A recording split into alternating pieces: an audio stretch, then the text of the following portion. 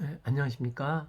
오늘 말씀은 마가복음 10장 13절에서 31절 말씀을 읽겠습니다. 요절은 21절. 예수께서 그를 보시고 사랑하사 이르시되 내게 아직 한 가지 부족한 것이 있으니 가서 내게 있는 것을 다 팔아 가난한 자들에게 주라. 그리하면 하늘에서 보화가 내게 있으리라. 그리고 와서 나를 따르라 하시니, 사람들이 예수님의 만져주심을 바라고 어린 아이들을 데리고 왔습니다. 그러자 제자들이 어떻게 했습니까? 13 사람들이 예수께서 만져주심을 바라고 어린 아이들을 데리고 오매 제자들이 꾸짖거늘, 그 어린 아이들이 축복기도 받으려고 하는 것을 제자들이 야 꼬맹이들 저리 가, 혹은 부모들에게 아이, 우리 선생님 바빠요. 귀찮게 하지 말아요. 가세요. 이렇게 말하는 것입니다. 14a 예수께서 보시고 노하시거늘, 평소 노하시기를 더디하시는 예수님께서 이 장면은 굉장히 실망하고 분노를 하시는 장면입니다. 예수님께서 섬김을 한두 번 말하신 게 아닌데 너희들이 지금 어린아이들을 대한 것을 보니 모든 관계 속에서 이 어린아이들처럼 무력한 자들을 이런 식으로 대하겠구나 하고 노하셨다는 것입니다.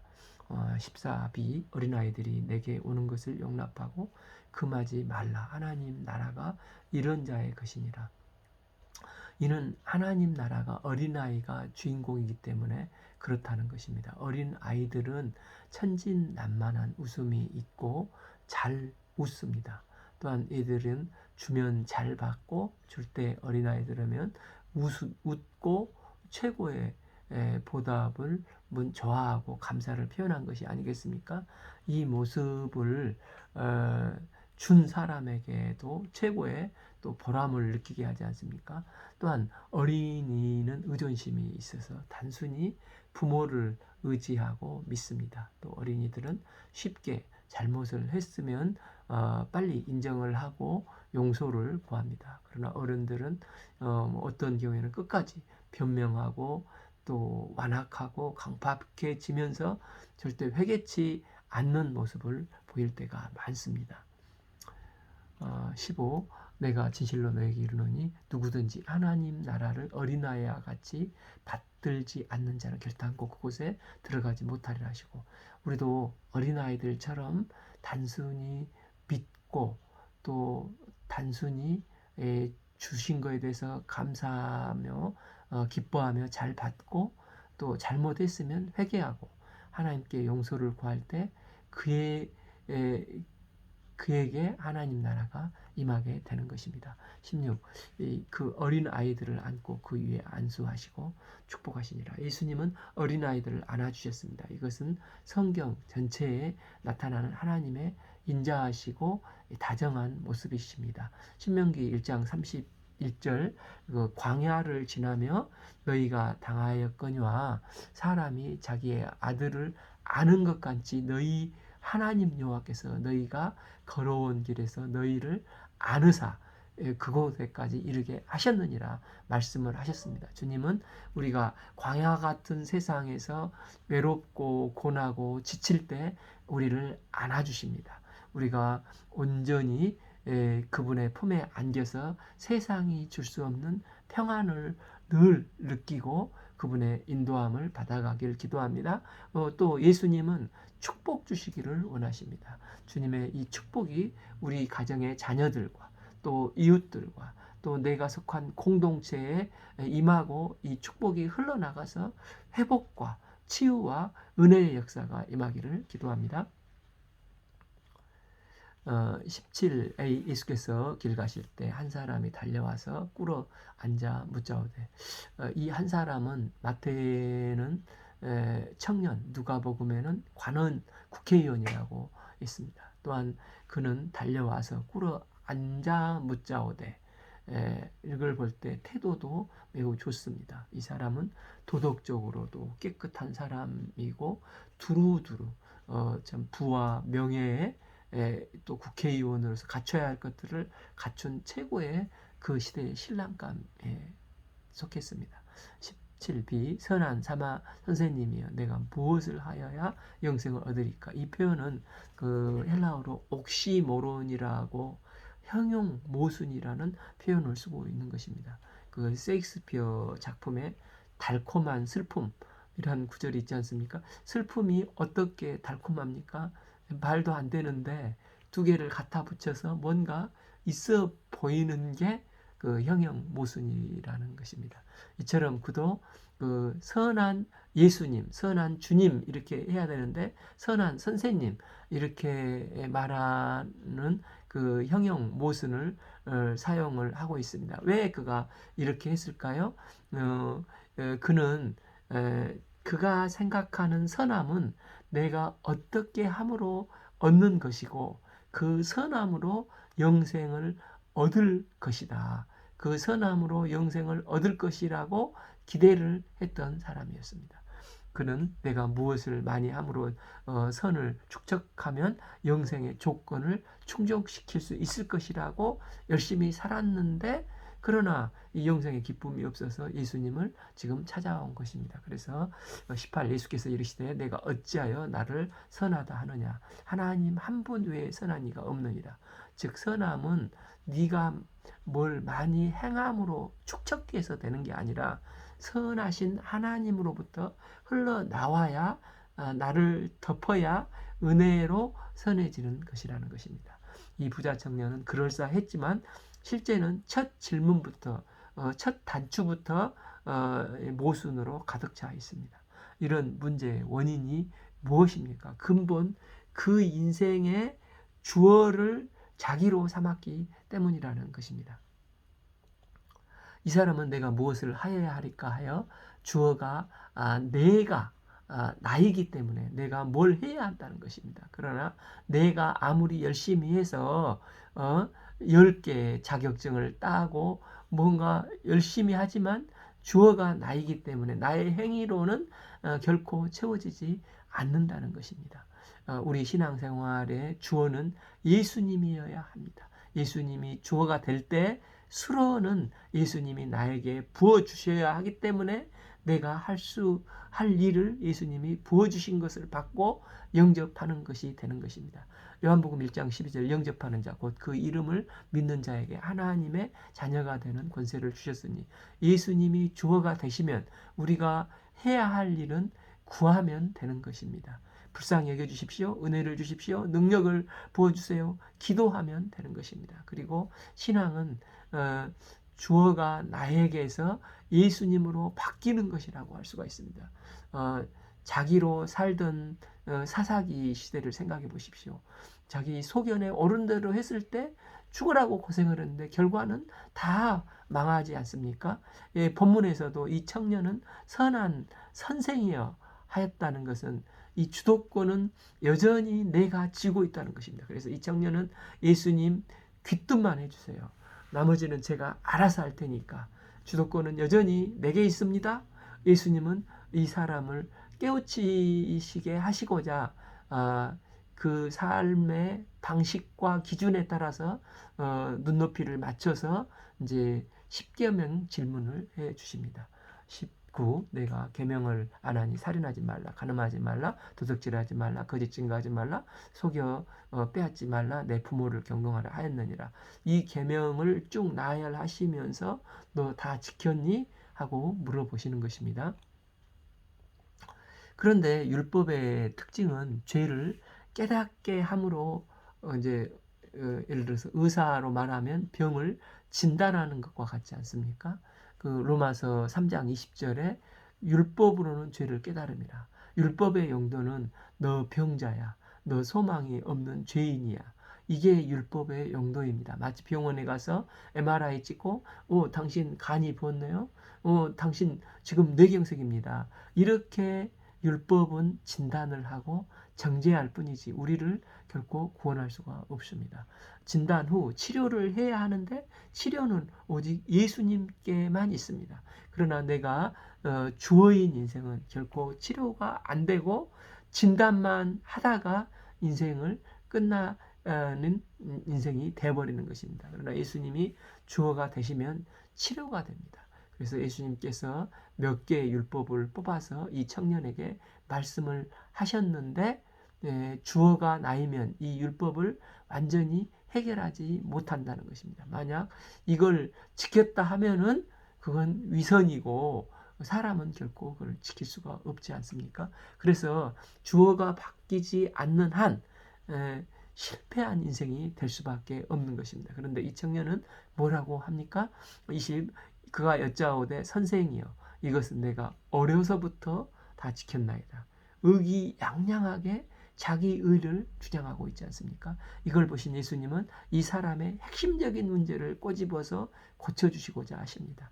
21a 예수께서 그를 보시고 사랑하사 이르시되 예수님은 그가 평생 이토록 열심히 애쓰고 한 것을 사랑스럽게 보셨다는 것입니다. 이렇게 열심히 살아서 젊었을 때 이런 부를 모으고 국회의원이 되고 종교적인 열심도 대단하게 산 사람으로 정말 열심히 살았는데 예수님이 보실 때 사랑스러운 것입니다. 그런데 핵심을 놓치고 살고 있으니 보실 때 안쓰러우신 것입니다. 그래서 뭐라고 말씀하십니까? 21b 내게 아직 한 가지 부족한 것이 있으니 가서 내게 있는 것을 다 팔아 가난한 자들에게 주라. 그리하면 하늘에서 보화가 내게 있으리라. 그리고 와서 나를 따르라. 그러니까 내가 영생의 길을 진실로 원한다면 내게 있는 것을 다 팔아 가난한 자들에게 주고 그리고 나서 예수님을 따르라고 말씀하십니다.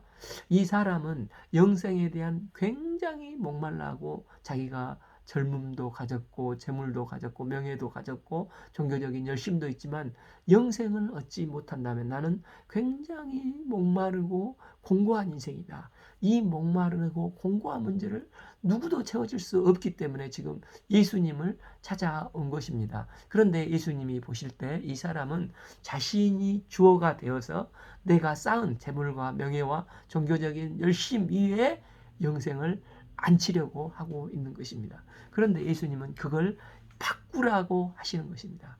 영생은 네가 주어가 되어서 성취하는 게 아니라 하나님께서 주어가 되셔서 하나님으로부터 흘러나온 은혜로만 주어진 것이라는 것입니다. 때문에 네가 가장 소중히 여기는 재산을 다 팔아서 너가 그 모든 것을 버려서라도 영생을 갈망할 만큼 영생은 존귀한 것이라는 사실을 네가 알고 인정하기 전에는 네가 영생이 뭔지를 모른다고 말씀을 하시는 것입니다. 그래서 너의 있는 것을 다 팔아서 영생을 얻으라 했을 때 정말 가장 귀한 영생을 얻는다면 이까짓 게 뭐가 되수겠습니까?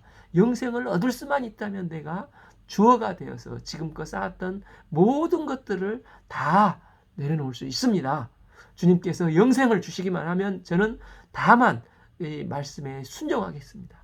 이렇게 해야 되는 게 아닙니까? 그런데 이 사람은 너의 재물을 다 팔고 나를 따르라 했을 때 근심하며 돌아갔다고 했습니다. 왜입니까? 영생이 내가 지금껏 쌓은 것을 다 팔아서라도 얻어야 할 정도는 아니라는 것입니다. 그래서 예수님은 행위로 영생을 얻고자 하는 그에게 말씀에 순종함으로 은혜로 믿음으로 영생이 주어진 것을 지금 도전하고 계시는 것입니다. 율법은 그 행위를 진단하고 죄인임을 깨닫게 하는 역할만 하고 치유는 전적으로 예수님께만 있는 것입니다. 예수님께서는 믿으면 은혜를 부어주시고 내가 죄인입니다. 내가 병자입니다. 인정하기만 하면 마가복음 2장 17절에서도 건강한 자에게는 의사가 쓸데없고 병든 자에게야 쓸데있느니라. 나는 의인을 부르러 온 게 아니라 죄인을 부르러 왔노라. 이렇게 말씀하시지 않았습니까? 그래서 죽어라고 한 행위는 행위로 되는 게 아니고 결국은 믿음인데 예수님이 부어주시면 되심을 믿는 것입니다. 그 마태복음 6장 33절 그런즉 너희는 먼저 그의 나라와 그의 의를 구하라. 그리하면 이 모든 것을 너희에게 더하시리라. 믿음으로 먼저 그의 나라와 의를 구하는 한 가지를 붙들면 나머지는 저절로 온다는 것입니다.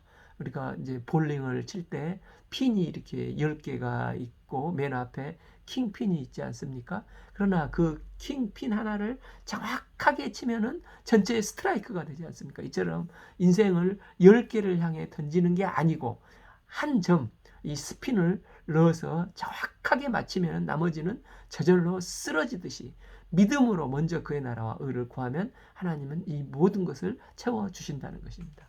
그 어느 분이 그러시는데 생물도 내 골격 생물이 있고 외 골격 생물이 있다고 합니다. 외 골격은 태어나자마자 딱딱하게 이루어진 어떤 갑각류들, 개나 뭐 거북이 같은 것들. 그러나 이런 것은 외 골격으로 이루어졌기 때문에 주로 속으로 자라는 것입니다. 외 골격이 이루어지니까 보호가 되고 또 안전하고 초기 생존에는 매우 유리하여서 잘 자란다고 합니다. 그런데 성장이 어느 정도 되면은 성장이 멈춰버리는 것입니다. 이 부자 청년이 바로 이 외골격인 인격과 신앙의 소유자였습니다. 스펙으로 외골격을 딱 만들어 놨기 때문에 나쁘지는 않는데 더 이상 성장하는데 한계가 있는 것입니다.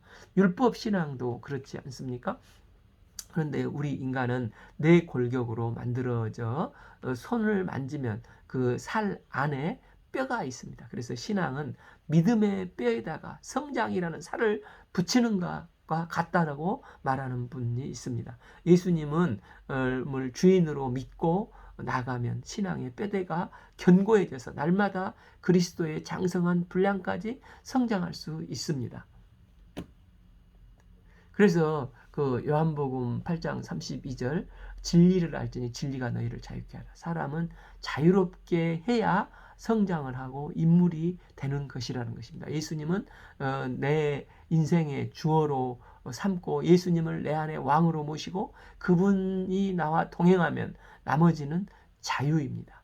어거스틴도 진정 예수님만 사랑하고 나머지는 네 맘대로 하라 하지 않았습니까? 그런데 이 부자 청년은 내가 외골격을 갖추면 그 스펙으로 이제 오히려 답답한 것에 갇혀버리는 것입니다. 이 부자 청년의 무엇을 성취하거나 소유하지 않아도 된다는 유일한 이유는 내가 소유하거나 성취하고 싶어하는 그 모든 것과도 비교될 수 없을 만큼 크신 그 어떤 존재를 깨달아야 하는 것입니다. 그러니까 그분, 이 하나님을 만날 때만이 이 문제가 해결될 수가 있습니다. 그럴 때 그가 쥐고 있는 것을 뭐든지 과감하게 내려놓을 수가 있는 것입니다. 마치 우리가 그 결혼할 때 고백하지 않습니까? 당신만 있으면 나머지는 다 잃어도 나는 상관이 없어. 비록 그 3, 4일이지만 그 말입니다. 그러니까 사실은 예수님만 있으면 다른 것을 다 내려놓을 수가 있다는 것입니다. 그런데 이 부자는 그는 재물이 곧 자기 존재의 최종 근거라고 생각을 했기 때문에 이 재물을 잃으면 다 잃는다고 생각을 해서 그 예수님께서 주시는 영생을 포기하고 근심하며 슬퍼하며 떠나간 것입니다. 22. 그 사람은 재물이 많은 거로 이 말씀으로 인하여 슬픈 기색을 하고 그 집안에 가니라. 그래서 예수님은 부자의 초점을 맞추어서 부자 청년의 슬픈 기색을 하고 떠나는 것을 보면서 제자들에게 말씀을 하시는 것입니다. 23. 예수께서 둘러보시고 제자들에게 이르시되 재물이 있는 자는 하나님 나라에 들어가기가 심히 어렵도다 하시니, 여기서 하나님 나라가 심히 힘들다는 게 재물이라고 하셨는데 여기서는 이제 부자라기보다도 여러 행위 중에 하나를 말하지 않겠습니까? 여기서는 재물이라고 했지만 어떤 사람은 지식이 될 수도 있고 또 권세가 많아서 그렇고 어떤 사람은 너무 미모가 뛰어나서 천국에 못 가는 경우도 있다는 것입니다. 그 마태복음 6장에서 만몬은 거의 하나님과 동등시 될 만큼 힘이 세다고 하지 않습니까? 그만큼 이 재물은 우리를 가장 잘 주장할 수 있게 해줍니다. 돈만 있으면 갈 수 있는 것도 많고 할 수 있는 것도 많이 있고 돈만 있으면 은연중에 발언권도 세지고 자기 주장의 무게감도 세워지는 것입니다. 그런데 이 돈으로 결코 갈 수 없는 곳이 천국이라는 것입니다. 아니 천국은 때로는 돈으로 못 가는 나라가 아니라 돈 때문에 못 가는 나라가 되는 것입니다. 지금 이 부자 청년이 돈 때문에 천국을 못 가지 않았습니까? 재물은 우리를 하나님 나라에서 멀어지게 할 만큼 충분한 능력을 가지고 있습니다. 그래서 극단적이긴 하지만 중세의 그 경건한 수도사들, 성 프란치스코 같은 존경하는 신앙의 선배들은 부모로부터 많은 재산을 물려받았지만 재산을 전부 가난한 자들에게 나눠주고 수도사로 들어가 버리지 않습니까? 이 재물의 특성이 얼마나 자기를 구속하고 구속하는지를 알고 있기 때문에 이런 행동을 하는 것입니다. 그래서 돈은 우리에게 자유를 주는 방식을 구속을 하고 하나님은 우리를 구속하는 것 같아 보이는데 자유를 주시는 분이십니다. 하나님 앞으로 들어가면 자유롭습니다. 그러나 돈은 굉장히 자유를 주는 것 같지만 결국은 영생으로 가는 길을 코앞에 두고도 돌이키게 할 만큼 구속하고 붙잡고 노예로 만들어 버리는 것입니다. 그런데 제자들이 이게 충격을 받았습니다. 24A 제자들이 그 말씀을 매 놀라는지라. 제자들이 그럼 누가 구원을 받습니까? 하고 놀라는 것입니다. 왜냐하면 제자들이 이 살던 그 시대의 재물은 축복의 상징으로 여겼기 때문입니다. 24b 예수께서 다시 대답하여 이르시되 얘들아 하나님 나라에 들어가기가 얼마나 어려운지 25 낙타가 바늘기로 들어가는 것이 부자가 하나님 나라에 들어가는 것보다 쉬우니라.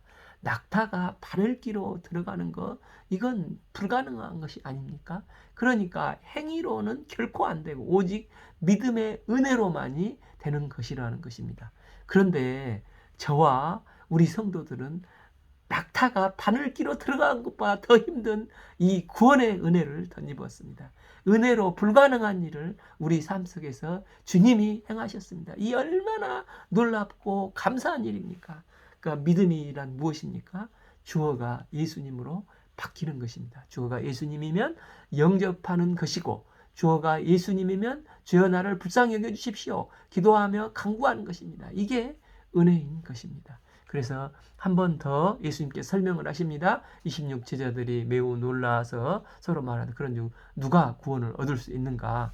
행위가 아니고 은혜로 구원을 받는다는 것입니다. 27 예수께서 그들을 보시며 이르시되 사람으로 할 수 없듯 하나님으로는 그렇게 아니하니 하나님으로는 다 하실 수 있느니라. 아멘. 하나님이 다 하신다는 것입니다. 은혜로만이 구원받는다는 것입니다. 나는 아무것도 할 수 없지만 주어가 하나님으로 바뀌면 자격 없는 나에게 위로부터 값없이 은혜가 주어져서 이 놀라운 일을 행하는 것입니다. 이 말을 듣고 있던